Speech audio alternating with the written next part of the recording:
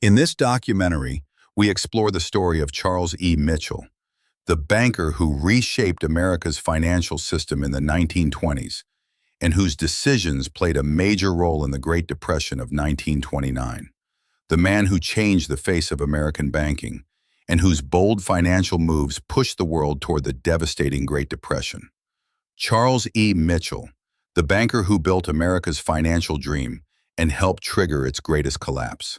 Charles E. Mitchell, the banker who reshaped America's financial system in the 1920s and whose decisions played a major role in the Great Depression of 1929.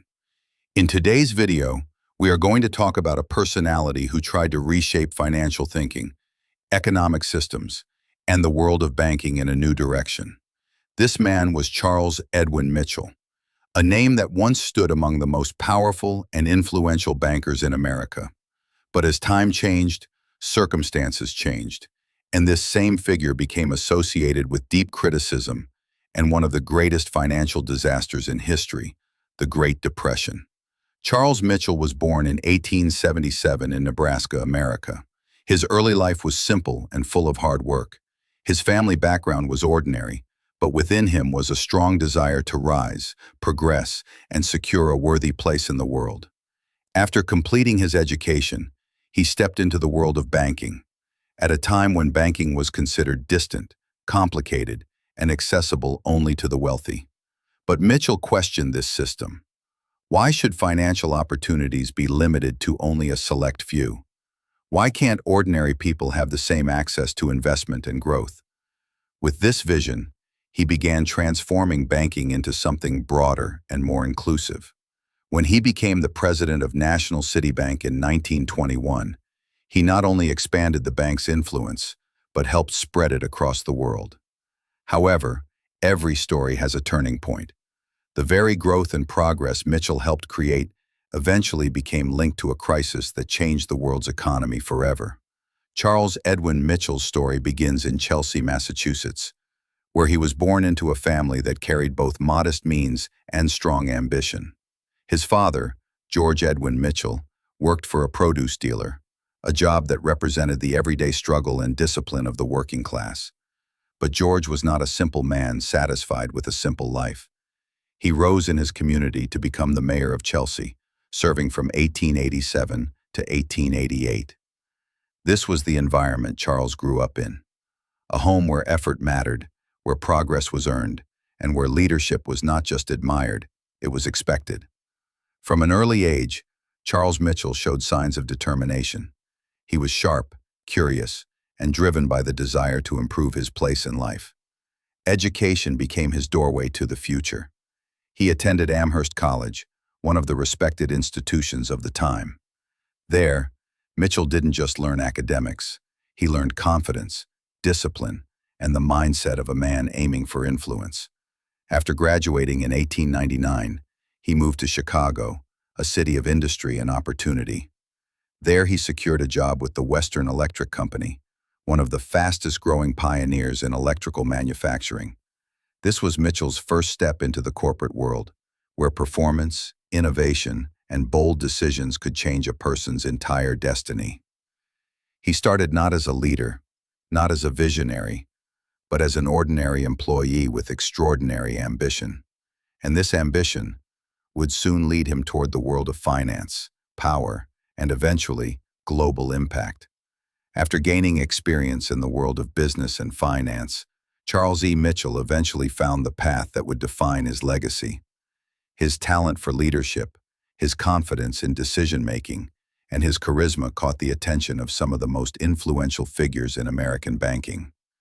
And it was this reputation that led him to National Citibank, the institution that would place him on a global stage.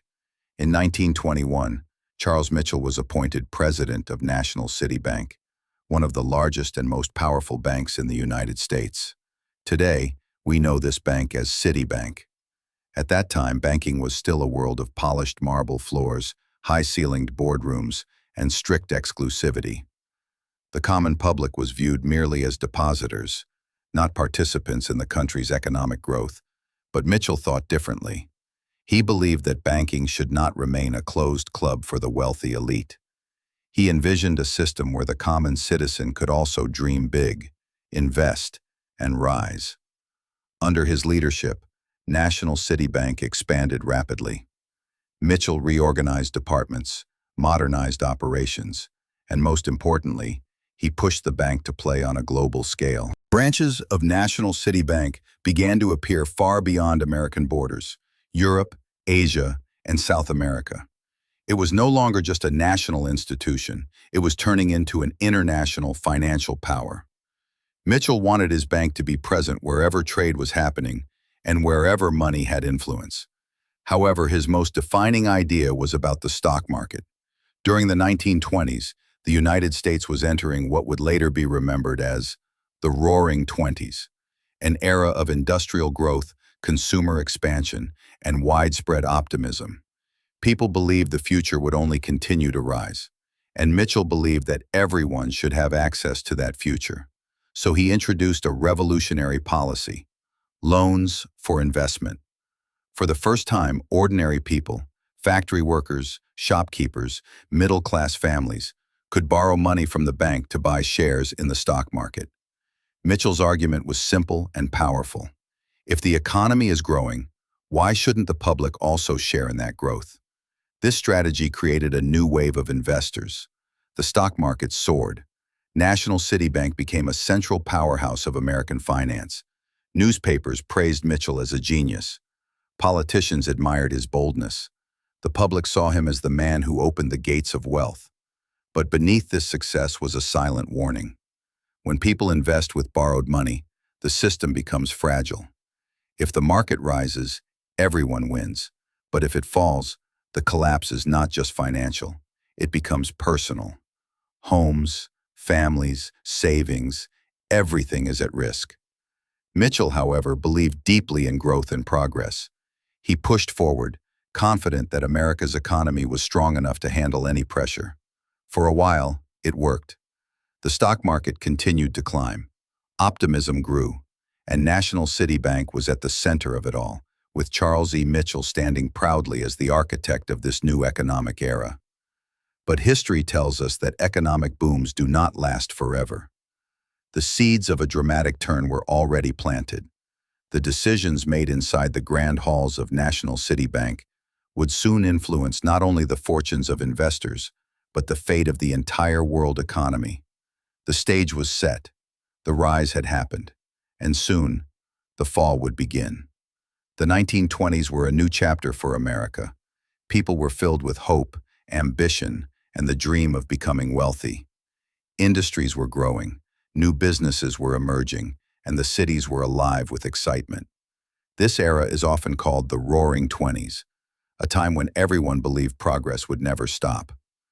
During this period, the stock market was shining the brightest. People began to feel that buying stocks was the easiest road to wealth, and one of the key figures who encouraged this belief was Charles E. Mitchell. Mitchell believed that the stock market should not be limited only to the rich. Under his influence, banks began offering easy loans so that ordinary people could also buy stocks. For the first time, middle-class workers felt like they too could become investors. But this new trend led to something else: speculation. Speculation means investing money based on hope and expectation, not real value. People started thinking, if a share is worth $10 today, it will be 20 tomorrow. If it's 20 today, it might be 50 next week. Wealth was no longer connected to hard work. It was connected to optimism and hype. The stock market kept rising. People sold their homes, pawned jewelry, and borrowed money just to buy more shares. Newspapers, magazines, conversations everywhere. Everything revolved around the stock market. And under Mitchell's leadership, National Citibank became the biggest engine powering this rise. The more people invested, the higher the market went. The higher the market went, the more people invested. It was a cycle, but a cycle that was built not on real strength, but on hope and borrowed money. The system was growing rapidly. But beneath this growth, a silent crack had already formed. A crack that would soon shake the entire economy. But the rise of the stock market did not last forever. When the market collapsed in October 1929, everything changed. Thousands of businesses failed, millions of people lost their savings, and the American economy fell into darkness. The Great Depression had begun, and in the center of the storm stood Charles E. Mitchell. Government officials, politicians, and the public were desperate to know who was responsible, who had encouraged ordinary people to borrow money and gamble their futures in the stock market. The answer many pointed to was Mitchell. Soon, government committees began intense investigations. Mitchell was called before the U.S. Senate to answer questions about his banking practices. He was accused of pushing aggressive loans, manipulating stock prices, and hiding his own financial losses. The media turned against him.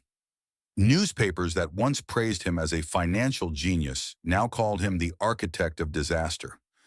For the first time, Mitchell's powerful image began to crack. In 1933, under pressure from the government, the public, and the banking industry, Charles E. Mitchell resigned from the national Citibank, the very institution he had once built into a global empire. He was even arrested on charges of tax evasion, though he was later cleared. But his reign was over.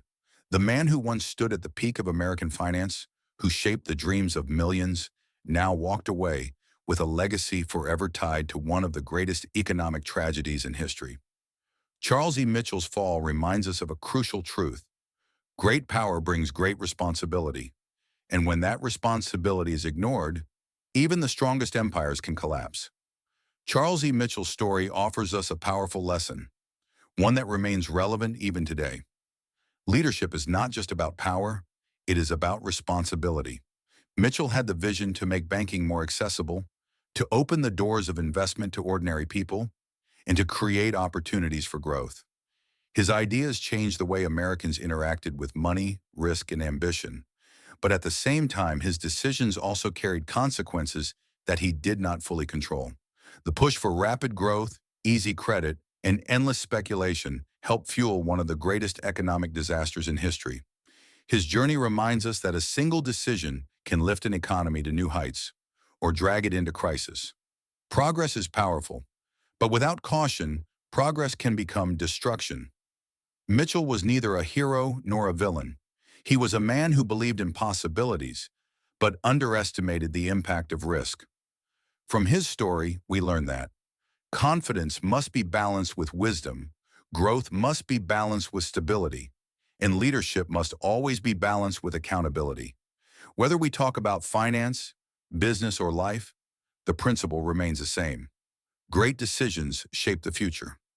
So before we act, before we influence others, before we lead, we must understand the weight of our choices. Because leadership is not just the ability to rise, it is the responsibility to ensure that others do not fall.